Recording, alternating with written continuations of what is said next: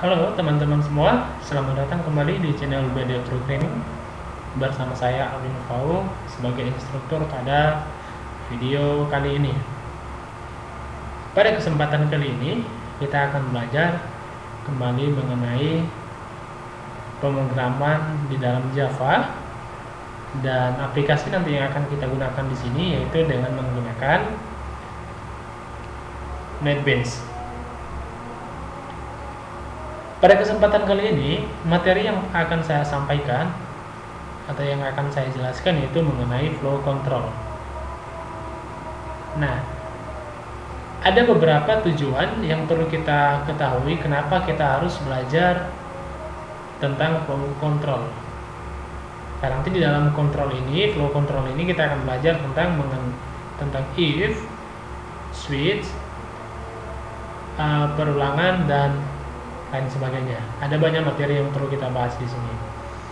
Nah, yang menjadi tujuan kita kenapa kita harus belajar flow control yaitu yang pertama supaya kita bisa mengenali beberapa perintah yang kita gunakan untuk menyeleksi suatu kondisi-kondisi tertentu.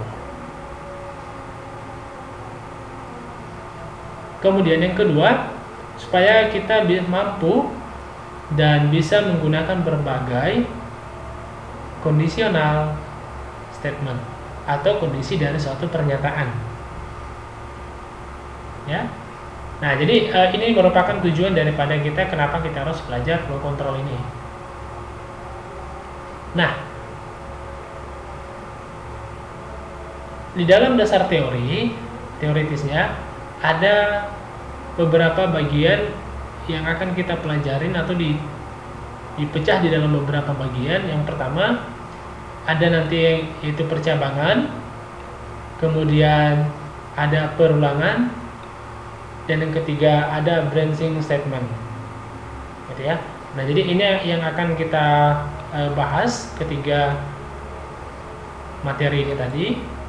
Nah, yang pertama kita akan kembali ke bagian percabangan. Nah, di dalam percabangan ini ada beberapa bentuk, ya. Ada beberapa bentuk. Yang pertama bentuk if, kemudian pernyataan bentuk else, pernyataan bentuk nested if else atau if bersarang, pernyataan else if, dan pernyataan switch. Ya, itu yang bentuk percabangannya tadi. Nah, bentuk if ini merupakan bentuk yang memiliki kondisi atau yang hanya memiliki satu kondisi. Ya, ini bentuk daripada if. Bentuk daripada if else ini merupakan bentuk pernyataan yang memiliki dua kondisi. Ya, yang memiliki dua kondisi. Dan kemudian bentuk nested if else ini merupakan bentuk yang dimana kondisi-kondisi tertentu nanti kita akan buat di dalam kondisi. Ya, yang dalam artian apa? Ada nanti kita letakkan kondisi di dalam kondisi, atau sering disebut dengan if di dalam if. Ada kondisi di dalam kondisi. Nah, jadi kondisinya ini juga lebih dari satu, ya, lebih dari satu kondisi. Dan kemudian ada else if. Nah, else if ini merupakan suatu bentuk pernyataan yang kondisionalnya itu lebih dari dua kondisi. Dan kemudian yang terakhir yaitu switch. Nah, sama, switch ini juga sebenarnya hampir sama fungsinya dengan if, dan hanya saja yang membedakan mereka di sini yaitu kalau di dalam switch yang perlu kita ambil adalah langsung pada, atau kita arahkan langsung pada nilai-nilai pada variabel yang kita buat. Nah, gitu ya. Nah, jadi nanti kita akan ambil setiap nilai variabel identifiernya yang sudah kita buat sebelumnya. Nah, kita kembali ke atas ke bagian if ini. atau if tunggal. Nah, if tunggal ini digunakan untuk menyeleksi atau mengambil suatu kondisi yang dimana kondisi itu hanya satu. Ya, kalau benar ya benar, kalau salah ya salah, gitu. Nah, jadi dia ini hanya satu kondisinya. Ketika kondisinya benar, maka pernyataannya itu akan dikerjakan. Benar. Kalau salah, ya juga tetap dikerjakan. Salah benar itu tetap dikerjakan oleh si if tunggal. Nah, jadi begini bentuk penulisannya. Ya, if, kemudian kondisinya, baru kita buat pernyataannya. Kemudian pernyataan bentuk if else.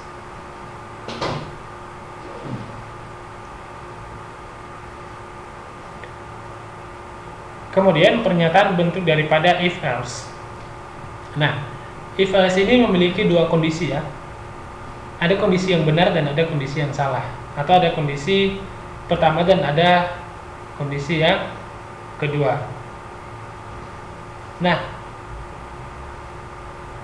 biasanya di dalam bentuk if else ini yang menjadi kondisi pertama itu adalah bagian yang benarnya. Sedangkan di bagian else itu adalah merupakan kondisi keduanya. Nah, yang dalam artian apa? Kalau tadi di if tunggal atau di if pertama tadi, dia ketika kondisi yang benar maka dikerjakan, ketika kondisi yang salah tetap dikerjakan. Kalau di dalam if else ini, dia membandingkan kondisi yang pertama, atau dia menunggu dulu kondisi yang pertama. Ketika kondisi yang pertama benar, maka yang dikerjakan adalah statement yang ada pada kondisi ke pertama. Kalau misalnya kondisi yang salah, maka yang dikerjakan itu bagian else ya. Nah, jadi statement ditangkap itu kalau misalnya kondisi yang pertama ya, kondisi yang pertama salah atau tidak benar, yaitu bagian statement yang kedua atau di bagian else-nya. Nah, else ini sering kita artikan sebagai selain daripada kondisi ini. Ya, selain daripada kondisi pertama, maka kerjakanlah ini. Nah, kemudian bentuk yang ketiga yaitu bentuk nested if else atau if bersarang. Nah, if bersarang ini sering digunakan untuk membandingkan satu kondisi tertentu, atau sering diistilahkan dengan if di dalam if. Ada kondisi di dalam kondisi. Nah, contoh ya, kita membuat suatu kondisi A. Ya, kita buat kondisi A-nya di sini. Dan kemudian kondisi ini tidak akan langsung mengerjakan statement yang ada pada statement di sini, ya. Tetapi kondisi tersebut nanti kita akan letakkan lagi di dalam kondisi-kondisi yang lain untuk membandingkan setiap nilai yang ada pada kondisi tertentu. Gitu. Nanti ini kita coba nanti buat ke dalam bahasa pemrograman, jadi jangan bingung dulu. Nah, jadi ini ada if-nya, kondisi yang pertama, tapi di dalam kondisinya ini kita letakkan lagi if di dalamnya. Itulah tadi makanya saya bilang if di dalam if. Nah, kemudian di sini juga ada else. Nah, else ini juga merupakan bagian daripada bagian daripada kondisi ini. Yang dalam artian selain daripada kondisi ini, kondisi yang pertama itu tidak terpenuhi, maka yang dikerjakan ini. Ya, yang dikerjakan adalah ini bagian if di bawah else-nya. Nah, kemudian ada bentuk yang lain yaitu bentuk daripada else if. Nah, bentuk daripada else if ini yaitu bentuk yang dimana kondisinya itu lebih dari 3 kondisi atau bisa lebih dari 3 kondisi ya. Yang dimana bentuk penulisan itu seperti ini. If kondisi pertama, kemudian kita buat statementnya. Else if kondisi kedua, kemudian kita buat statementnya. Else if kondisi ketiga, kita buat kondisinya dan statementnya. Kemudian baru else atau selain daripada kondisi ini adalah statement yang ke selanjutnya atau statement yang keempat. Karena di sini ada 4 statement, statement pertama, kedua, ketiga dan keempat. Ya. Nah, jadi selain daripada kondisi 1, 2, 3, maka yang dikerjakan adalah bagian else-nya. Sama seperti yang di bagian if else dan if bersarang tadi. Nah, jadi pilihan daripada else if ini ada seperti ini, ada if, else if, dan else. Bisa nggak kita buat lebih dari 3? Bisa. Bisa nggak kita buat 10? Bisa. Ya, mau dibuat 10 pun bisa di sini. Ya, else if-nya. Nah, kemudian ada bentuk yang lain yaitu switch. Nah, switch ini sebenarnya hampir sama dengan if, ya hanya saja di dalam switch ini kita bergantung pada nilai variabel identifiernya, ya, atau nanti kita langsung buat pada nilai-nilai variabel identifiernya tadi, case 1, case 2, dan defaultnya. Nah, jadi nanti kita deklarasikan satu variabel dan kita buat nilainya, baru nilai itulah nanti yang akan kita buat di dalam case-nya ini. Begini bentuk penulisannya ya. Switch, masukkan variabelnya, kemudian nilainya berapa, kejadiannya apa atau pernyataannya apa, begitu juga seterusnya. Dan default ini sebenarnya hampir sama, ya sama dengan ini bagian else tadi. Selain daripada case value 1, case value 2 itu salah, atau case pertama kedua itu tidak terpenuhi, maka yang dikerjakan adalah bagian ini, bagian yang default ya. Nah, ini adalah merupakan pilihan-pilihan yang ada pada switch, yaitu seperti yang saya jelaskan tadi, kita tergantung pada nilai variabel identifiernya, yaitu value 1, 2, 3, 4, 5 dan seterusnya sampai ke bagian defaultnya. Nah, itu tadi penjelasan tentang yang di bagian A, yaitu percabangan ya. Nanti kalau misalnya ada yang mau ditanyakan tentang ini, tentang percabangan ini, if, else if, dan if else, serta else if, kemudian ada switch, nanti silahkan dikomentari aja di kolom komentar yang ada pada video ini. Nah, kemudian ada perulangan. Bagian B-nya yaitu perulangan. Nah, perulangan ini biasanya digunakan untuk mengulangi suatu kondisi. Dan biasanya perulangan ini digunakan untuk penyederhanaan penulisan coding program. Ya, contoh, ketika saya mau menampilkan angka 1 sampai 10 juta, bagaimana caranya supaya angka tersebut bisa tampil di dalam waktu yang singkat? Nah, kalau misalnya kita buat satu-satu kan itu butuh waktu yang lama, itu menuliskan 1, 2, 3, 4, 5 sampai 10 juta. Sedangkan kita buat, kalau misalnya kita buat di dalam perulangan, nah, maka dia itu hanya membutuhkan beberapa baris coding programnya saja. Saya rasa itu hanya 4 atau 5 baris coding program, maka bilangan yang kita maksud tadi 1 sampai 10 juta akan ada, ya, atau bisa kita tampilkan dalam waktu yang singkat. Dan coding programnya pun tidak terlalu panjang, gitu. Nah, jadi ada beberapa bentuk perulangan di sini. Ada while loop, ada do while loop, ada for loop, dan ada nested loop. Nah, jadi bentuk daripada while loop ini seperti ini. Buat while, kemudian kondisinya, baru kita buat statementnya. Kemudian do while, ya, untuk yang do while loop kita akan buat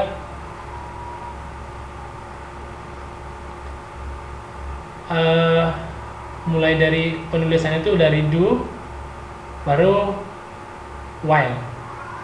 Nah, ini sebenarnya terdapat perbedaan di sini ya, while loop sama do while. Nah, lihat ini bentuk penulisannya. Kalau while itu yang di cek pertama itu kondisinya, ya, yang di cek pertama itu kondisinya. Kalau kondisinya benar, maka dikerjakan statementnya. Sedangkan yang do while ini perbedaannya ya. Sedangkan yang do while ini statementnya dulu dikerjakan, baru nanti di akhir programnya itu yang dibandingkan itu adalah nilai daripada kondisinya. gitu. Berarti dia pertama dia mengerjakan yang namanya statementnya kalau yang di do while, barulah dicek terakhir kondisinya, gitu ya. Nah, itu bedanya daripada while loop sama do while. Nah, kemudian for. Nah, for ini biasanya ditentukan oleh setiap nilai yang, atau ditentukan berdasarkan nilai yang kita buat dalam satu kondisi tertentu. Nah, misalnya ini bentuk penulisannya for, inisialnya, kondisinya, dan kemudian post iterasinya. Nah, jadi nanti kita akan gunakan perulangan for loop ini berdasarkan nilai yang kita buat di sini.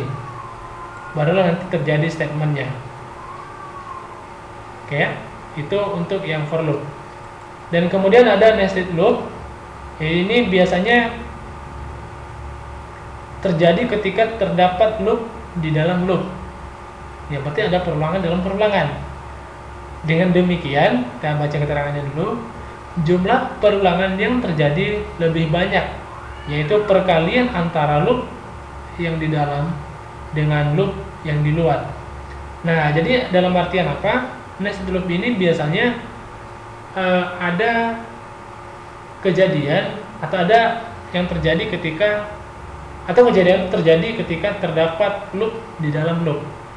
Nah, jadi nanti akan terjadi banyak perulangan ketika kita buat nilai di masing-masing perulangannya atau di masing-masing kondisi di perulangannya itu tadi. Ya. Jadi ini akan terjadi ketika terdapat loop di dalam loop. Kayak untuk nested loop. Dan kemudian yang ketiga yaitu branching statement. Nah, yang branching statement ini digunakan untuk menginterupsi proses yang sedang berjalan. Ya, untuk menginterupsi proses yang sedang berjalan. Nah, biasanya itu ada terdapat 3 nih kondisinya.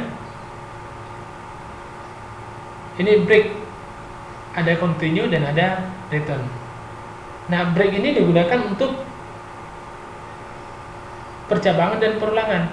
Nah, seperti yang saya bilang tadi, break itu yaitu untuk jelaskan tadi, yaitu untuk membuat suatu kondisi itu atau mengakhiri satu kondisi ya. Mengakhiri satu kondisi. Jika kondisinya sudah terpenuhi, maka kita buat break. Nah, udah berhentilah di situ. Ya. Ini bisa kita terapkan pada bagian percabangan if ya sama perulangan tadi yang ada do while, for loop, do while loop, dan nested loop. Ya, ini break. Jika statement break dieksekusi, percabangan atau perulangan akan dihentikan. Nah, betul ya. Jadi jika ada statement atau kondisi yang dieksekusi, maka perulangan atau percabangan itu akan dihentikan sampai di situ saja. Nah, kemudian ada yang continue. Continue ini digunakan jika terjadi proses continue dari statement yang sedang dieksekusi. Nah, statement akan dilewati dan alur program kembali ke evaluasi kondisi. Yang dalam artian apa? Statement itu akan tetap dikerjakan, ya. Statement itu akan tetap dikerjakan, dan apabila statement itu tidak benar akan dilewati dan kemudian dia akan kembali ke bagian kondisi yang sebelumnya. Gitu. Dia maksudnya continue. Nah, kemudian ada satu lagi yaitu return. Nah, return ini biasanya digunakan untuk menampilkan atau untuk keluar dari suatu metode, gitu ya, atau function ya, untuk keluar dari function. Nah, jadi kita buat function, ya, kita buat function, kemudian kita bisa akhir nanti dengan return. Return itu untuk menangkap atau untuk mengakhiri atau keluar daripada suatu metode dalam bahasa Java. Nah, Ini ada latihan yang perlu kita buat. Itu yang ketiga, latihan praktekkan isi program berikut dan tulis hasil serta analisa program pada lembar laporan. Nah, nanti ini kita coba buat programnya seperti ini. Nah, sekarang kita akan kembali ke Java, kita buat programnya.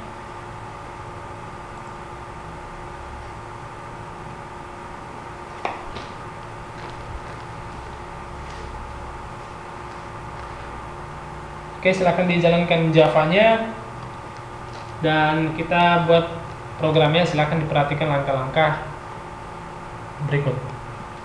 Nah, yang pertama kita buat project baru, pilih menu file, new project, dan kemudian kita buat nama projectnya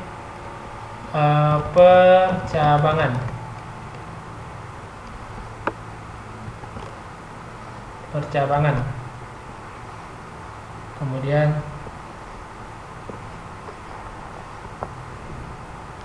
hari ini next, kemudian pilih Java application, dan kemudian next. Baru kita buat di sini percabangan. Finish. Oke, seperti biasa. Ini komentarnya kita hapus saja, ini nggak ada masalah. Ini juga kita hapus saja, tidak masalah.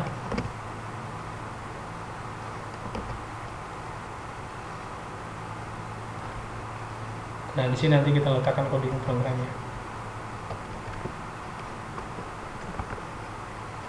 Nah, jadi yang perlu lihat ya, kita buat nanti kita gunakan untuk yang statement if, yang if tunggal tadi atau yang kondisinya 1, gitu ya. Nah, kita akan buat seperti ini.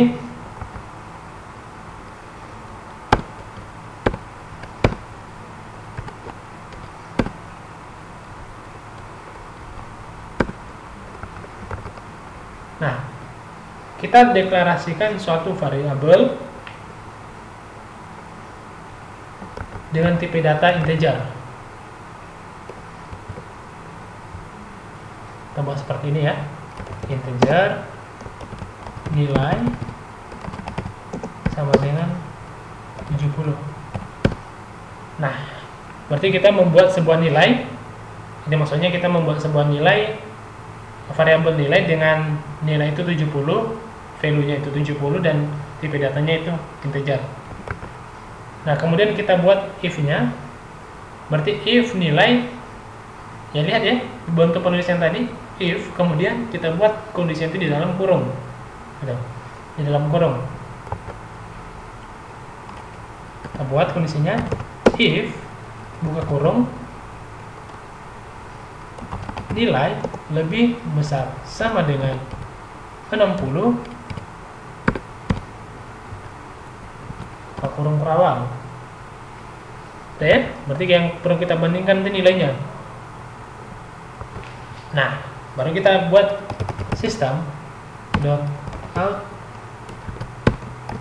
system dot out dot println. Nah, kita buat di sini. Kita cetak dulu karakter nilai Anda adalah sama dengan plus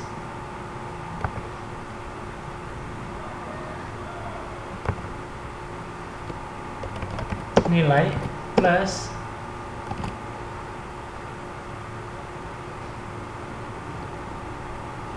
dan kita buat keterangannya lulus.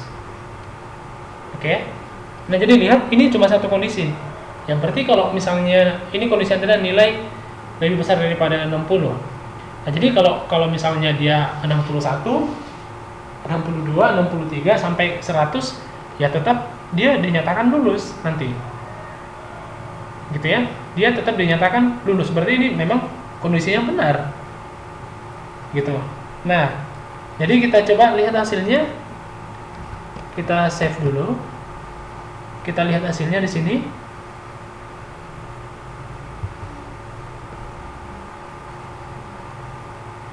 Nah, lihat ya. Nah, kita lihat nih. Nah, jadi karena dia itu kondisinya cuma satu, nah jadi ya langsung dikerjakan dan langsung ditampilkan statementnya. Nah, jadi statementnya itu tadi yang saya jelaskan tadi di materi di atas, yaitu di sini. Inilah statementnya atau kejadiannya. Pernyataan itu di sini. Kondisinya itu ada di sini gitu. Ya, kondisinya ada di sini. Ya, seperti yang saya jelaskan tadi, jika satu kondisi A itu bernilai benar, maka statementnya apa yang kita buat. Gitu ya. Nah, jadi ini untuk yang percabangan tadi ya, yang if tunggal. Nah, coba kita buat yang untuk if else. Nih. Nah, berarti ini kita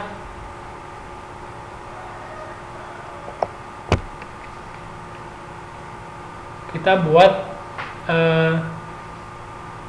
dua kondisi ya. Ini kita buat dua kondisi. Ini kita buat di sini aja, tidak masalah. Ini kita ganti aja ya. Kita ganti aja. Nah, kita buat integer sama dengan pembeli. Nah, berarti ini kita ganti aja ya. Dengan pembeli.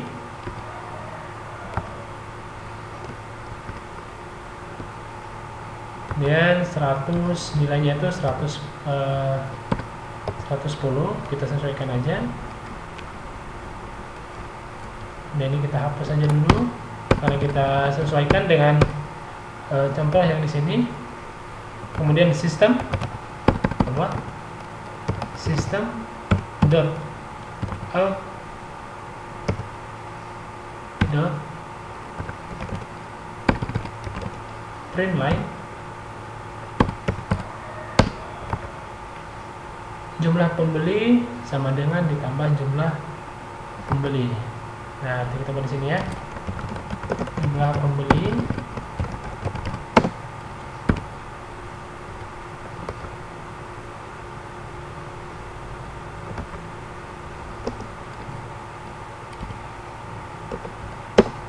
tambah dengan pembeli. Oke ya. Nah, kemudian kita buat ini. Kita buat kondisi if else-nya. Nah, kita coba running dulu. Ini kita lihat hasilnya. Nah, berarti ini jumlah pembelian 110 ya. Nah, ini berarti nilainya nanti 110. Ya, untuk pembelinya, jumlah pembeli keseluruhan itu ada 110 nih. Ya, ini jumlah pembeli sama dengan 110. Kemudian kita buat if pembeli lebih besar sama dengan 20,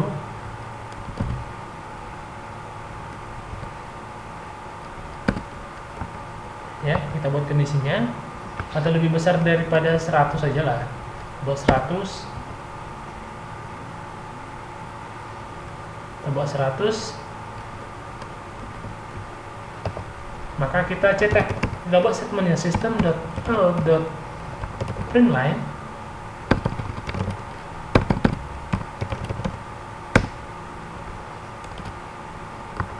kita buat diskon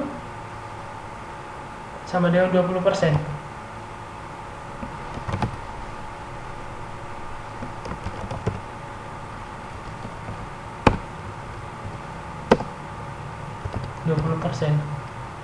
Nah, berarti di sini kita buat bagian else-nya. Else. Nah, nanti sistem dot, ini statementnya ya. Dot println kemudian diskon 5%. Nah, jadi di sini ada dua kondisi ya. Ada dua kondisi, yaitu kondisinya jika lebih besar daripada 100, ya, lebih daripada 100, maka dia akan mencetak atau mengerjakan statementnya itu yang diskon 100%. Maksudnya 20%. Kemudian jika kondisi pembelinya itu kurang daripada 100, maka dia akan mengerjakan yang bagian else-nya. Oke ya, kita coba. Nah, jadi ini jumlah pembeli itu sama dengan 110, maka yang dikerjakan adalah yang diskon 20%.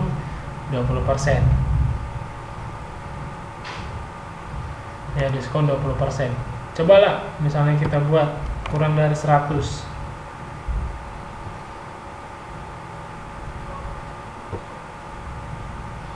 Ya. Nah, ini perhatikan. Jadi kalau misalnya kurang dari 100 ini kondisinya, maka yang dikerjakan yang ini. Berarti ini adalah kondisi yang kedua yang dikerjakan, atau statement yang kedua yang dikerjakan. Gitu. Jumlah pembeli sama dengan 110. Jika pembeli lebih kecil daripada 100, maka diskonnya 5%. Dan jika lebih besar daripada 100, maka diskonnya 20%. Jadi ada dua statement yang dikerjakan di sana, atau ada dua kondisi yang dibandingkan di sana. Oke ya, jadi ini.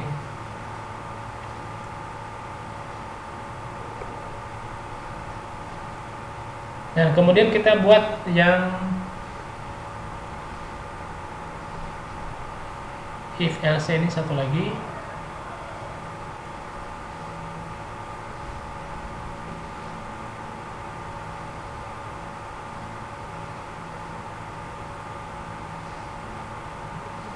Nah, ini kita hapus saja ya. Kita hapus saja, kita buat yang baru.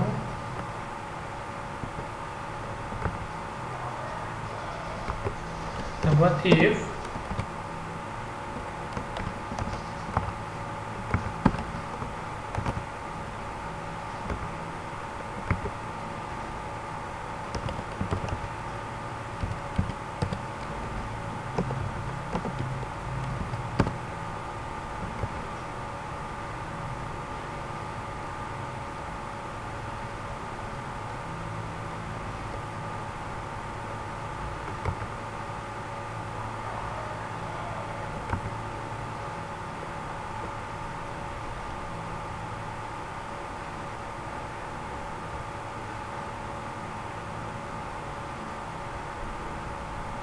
ya, ini untuk bagian if else nya.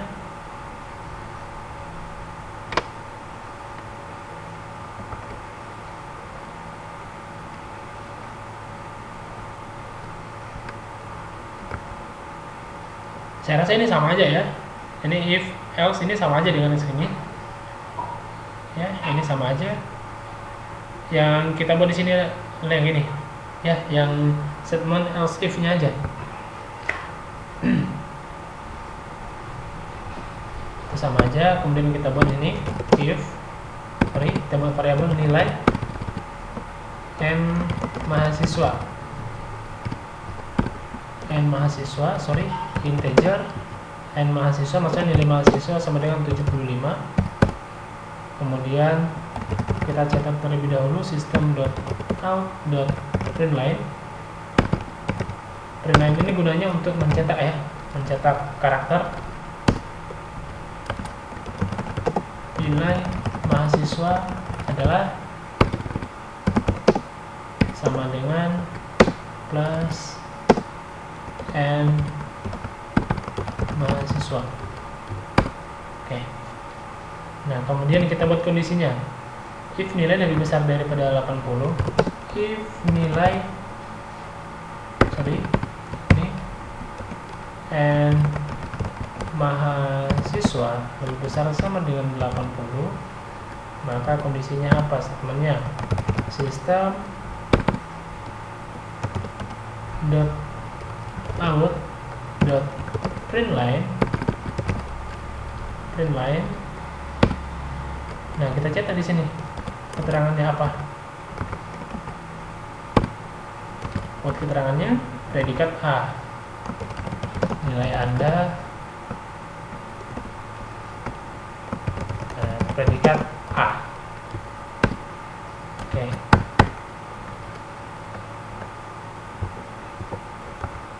Kemudian else if. Kemudian kita buat else if-nya. seperti ini. Else if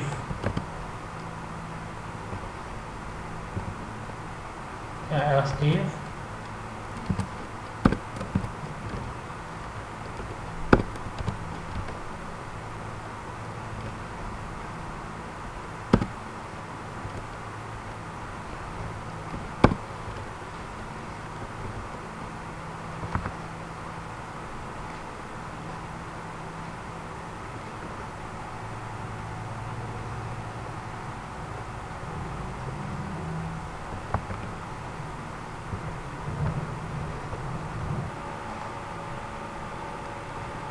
kita buat else if-nya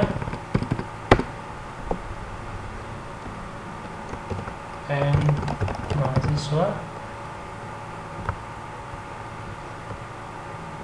sini nilainya lebih besar sama dengan 69, besar sama dengan 69.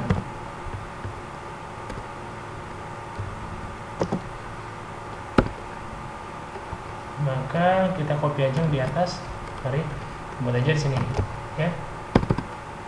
System.out.println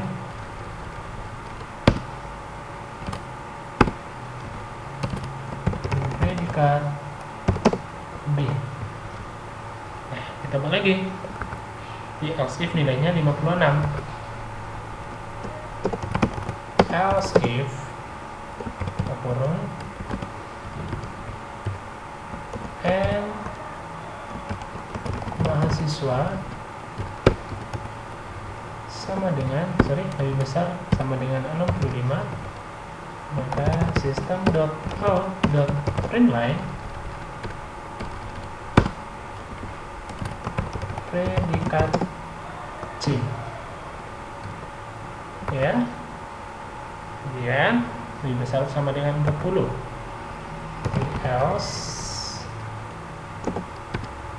if and mahasiswa lebih besar sama dengan 40,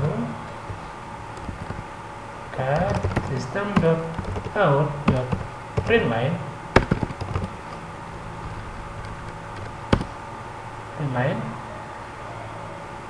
kita buat di sini predikat D.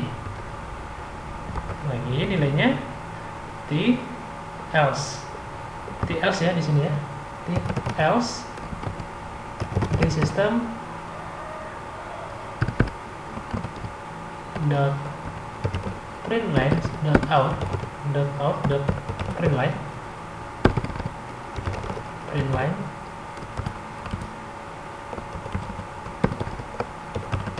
nilai Anda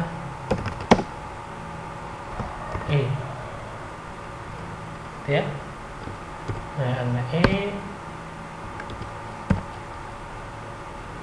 dan kita buat satu lagi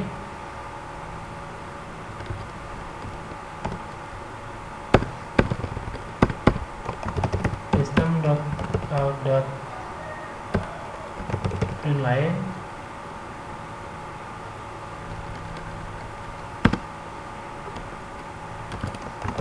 Anda harus mengulang lagi. Simpan. Nah, kemudian coba kita jalankan.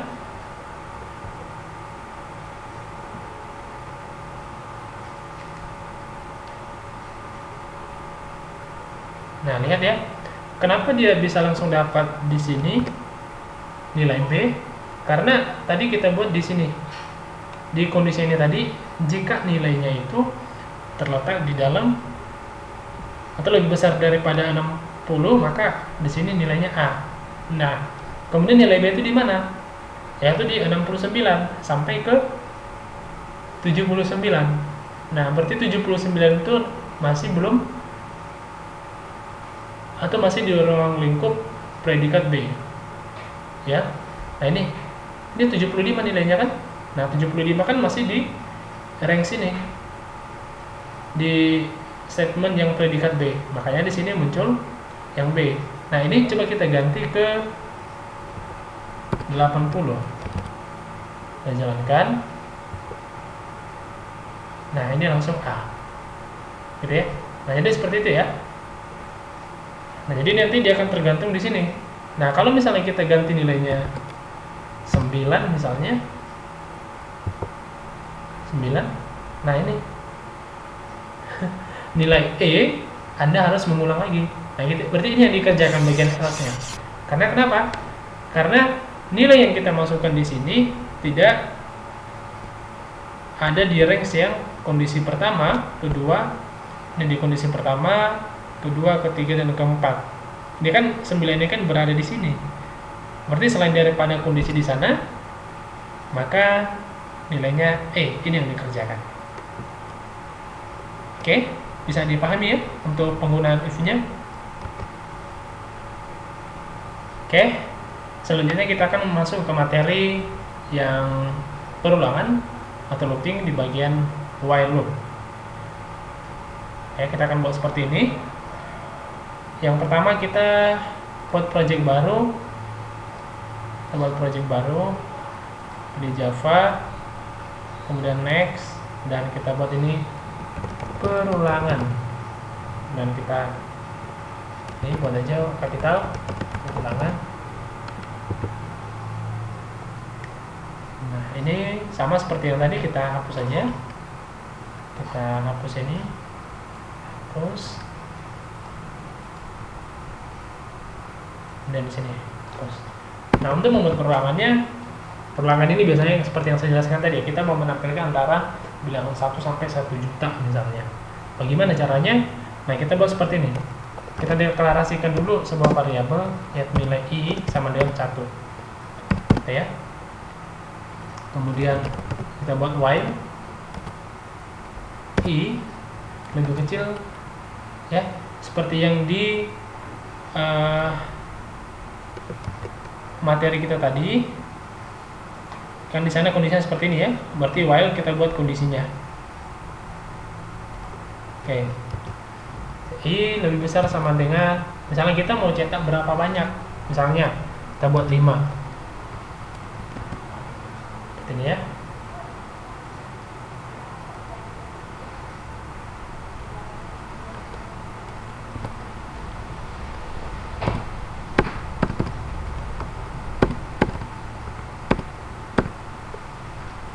While. Berarti ini kita mau mencetak karakter, yang kita mau mencetak karakter 1 sampai 5 ya, menampilkan 1 sampai 5. Nah, berarti kita buat di sini system dot out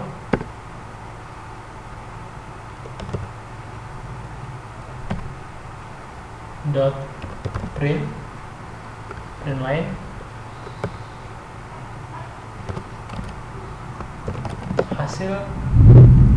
hasilnya adalah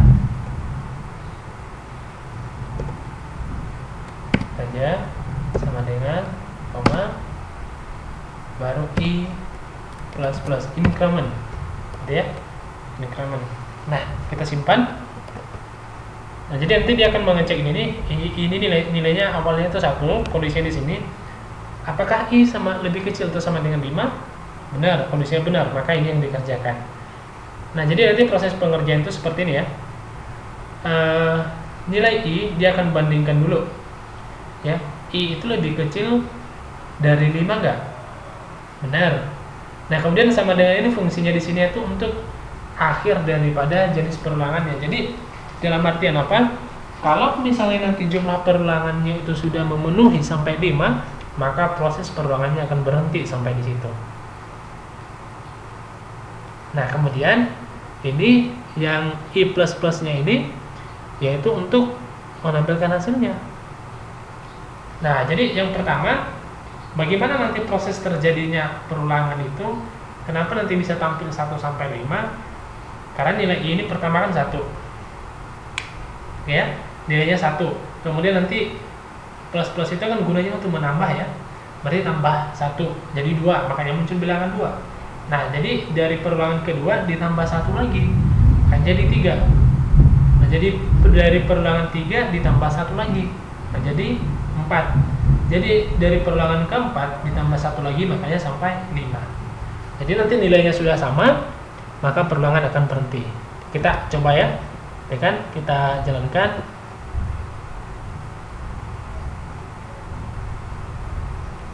Nah, ini nih, coba hasilnya adalah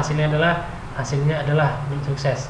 Nah, ini sebenarnya yang dicetak itu yang mana? Yang ini yang dicetaknya, gitu ya. Tapi sebenarnya yang kita buat di sini yaitu i plus plusnya tadi, gitu ya.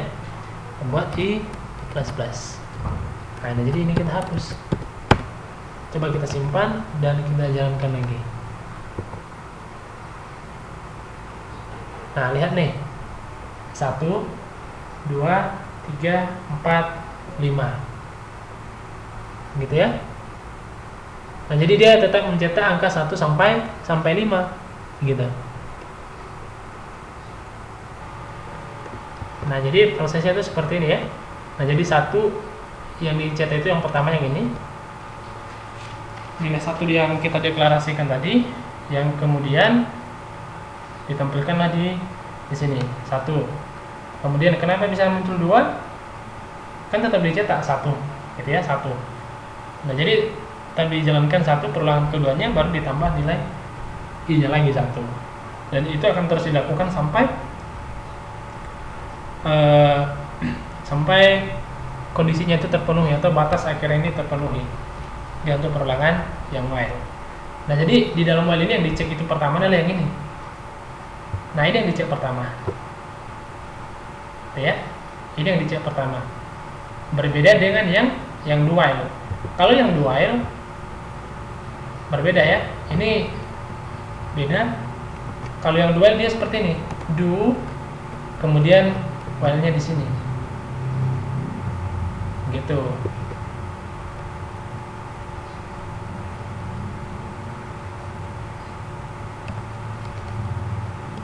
Nah, jadi do system out line out print line, ini print line. Nah, maka yang dicetaknya itu atau yang dicek pertama itu adalah ini kondisinya ini. Dia akan cek dulu statementnya. Ini adalah statement. Kemudian ini adalah merupakan kondisi.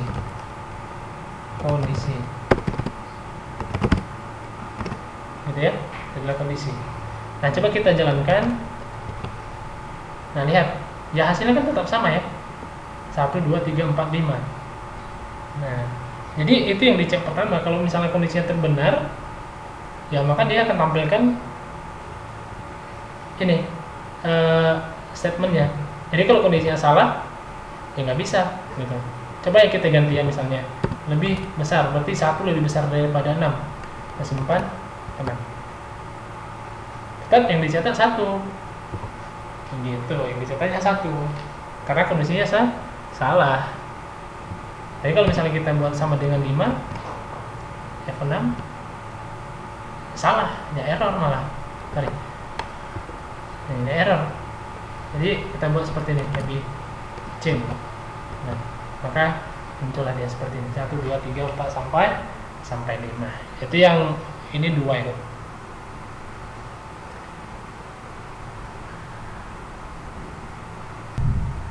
Oke. Nah, langkah selanjutnya itu untuk perulangan for. Oke, yang ini kita hapus saja. Terus kita buat untuk perulangan for-nya seperti ini, for. Nah, jadi kalau ini supaya bisa langsung dapat, langsung tap aja ya. Sorry, for.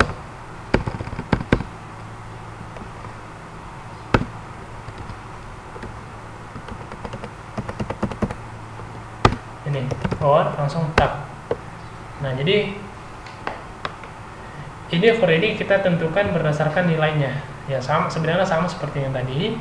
Seperti ini variabelnya, tipe datanya, ini variabelnya i, nilainya 0. Kemudian i lebih besar sama dengan lebih kecil daripada 10, Apakah itu benar? Benar. Kemudian nanti kita cetak di sini Y++.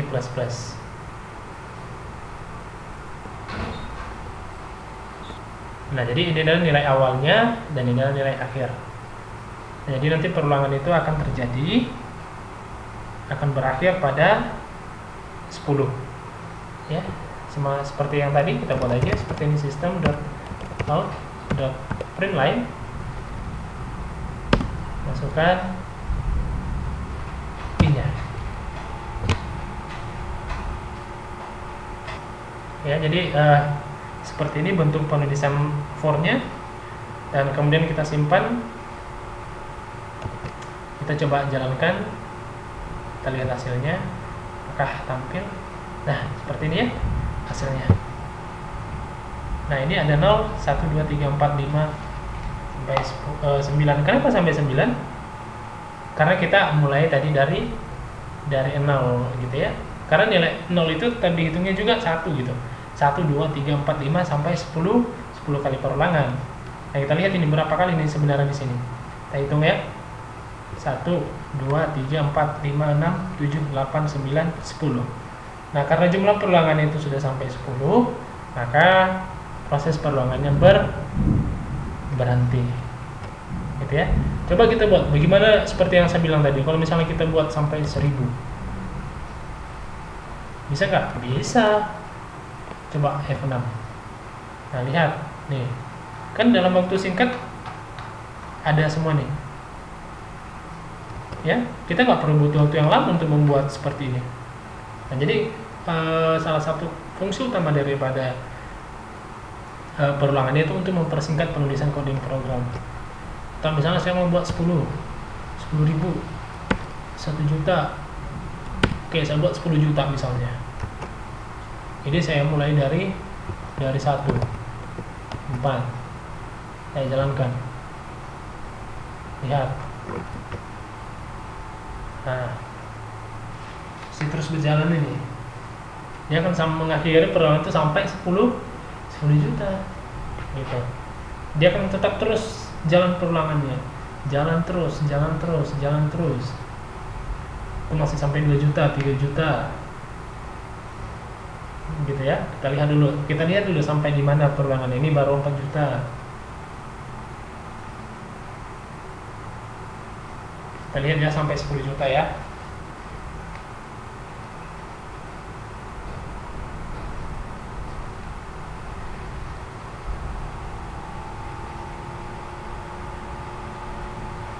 Kita lihat ya.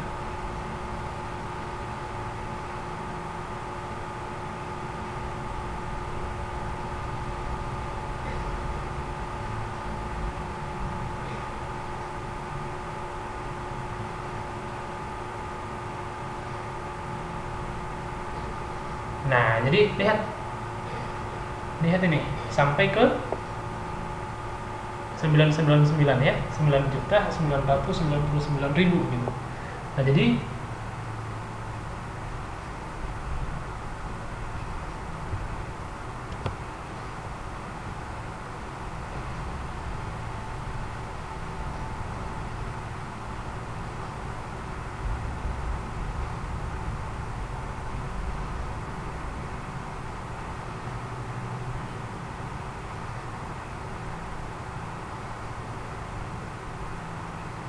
Nah, jadi dia akan tetap mengerjakan sampai proses perulangan itu selesai. Nah, sampai selesai barulah perulangan itu berhenti sesuai dengan batas perulangan yang kita tentukan tadi.